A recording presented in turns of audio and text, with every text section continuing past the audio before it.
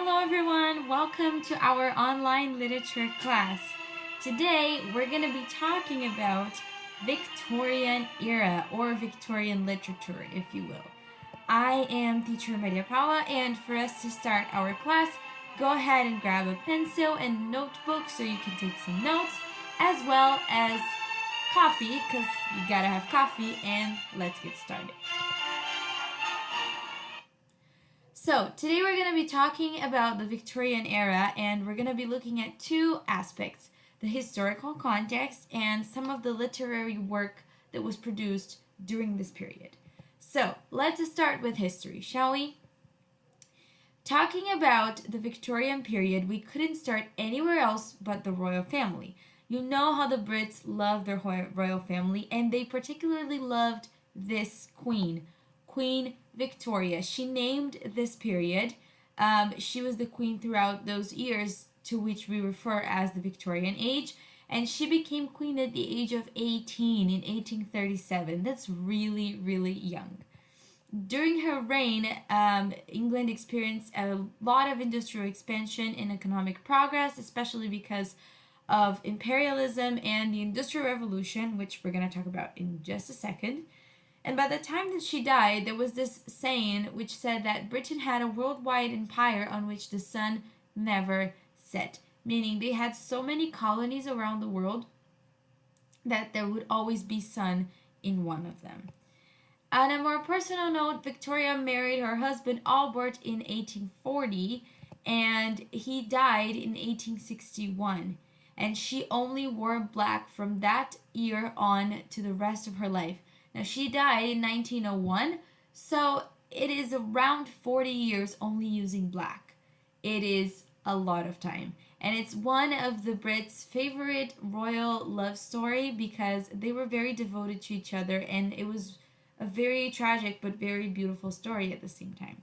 She reigned for 64 years total, which is a lot, and at the time was the longest any monarch had ruled over England. Another very important aspect of this time in history and in literature is the Industrial Revolution. It was a time that started in the late 70s and went up to the mid 80s. And again, it had to do with economic progress and industrial expansion. So, and imperialism as well. Also, because there was such a great expansion and progress all at once, lots of machines, lots of fabrics, the work conditions were terrible. Even people who had jobs, a lot of people in English who did not have jobs at this time, but the people who did have jobs, they were also very, very sad and very disappointed with the life that they were living because the work conditions were terrible. They would work all day in terrible places, very dirty, completely, non ideal locations for working, very dirty places, very crowded places, and they wouldn't get enough money, they wouldn't get enough food, which would lead to a very depressed and alcoholic society.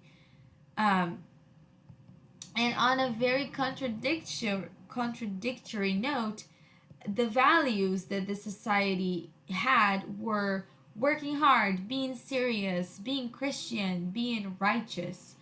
So it's very contradictory because although they had a society that was falling apart in many sectors, they still had these as their core values. But they would still be able to close their eyes to places like the one you see in the picture above. So, very, very contradictory.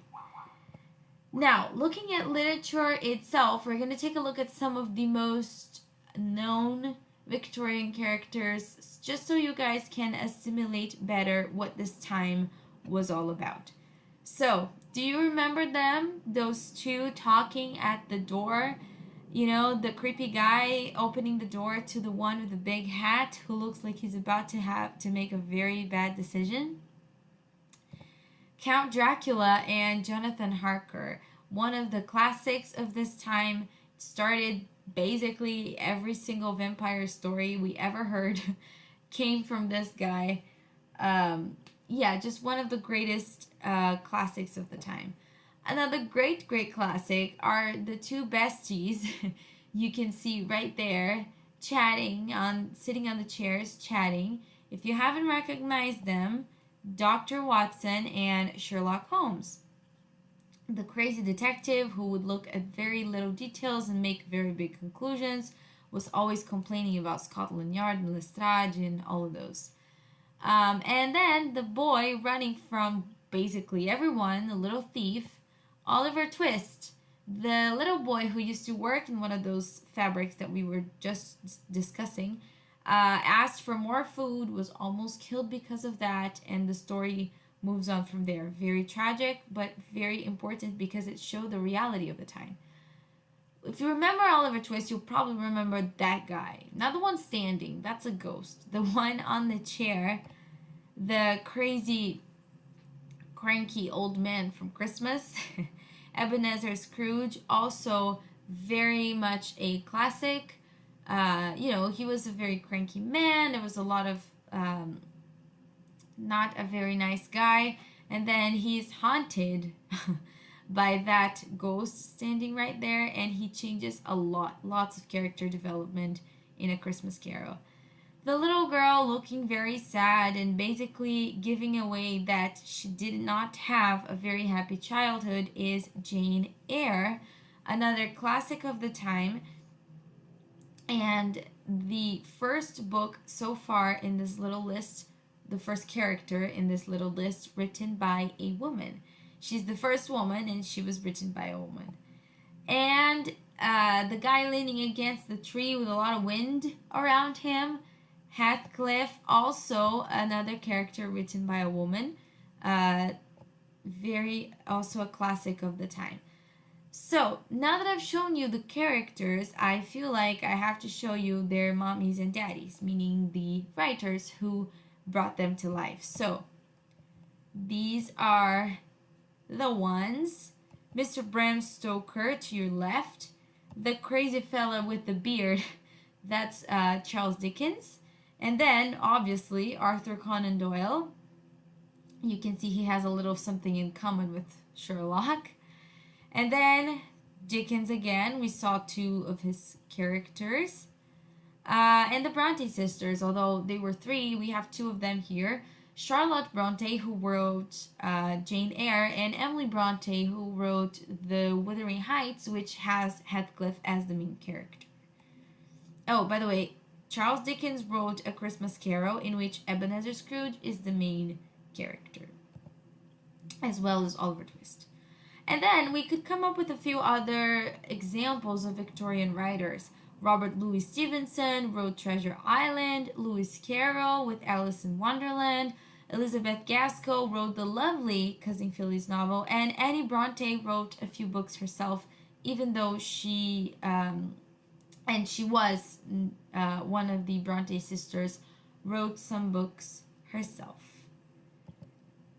Now, some of the writing themes that were very recurrent at the time were social injustice, poverty, and misery, because, like I said, it was a time in which those characteristics were a part of the society, especially because of the Industrial Revolution and the terrible work conditions, which also led to alcohol and drugs, is a theme that appears a lot in the writers that are a little bit more critical of their time, such as Charles Dickens, for example. He focuses a lot on that.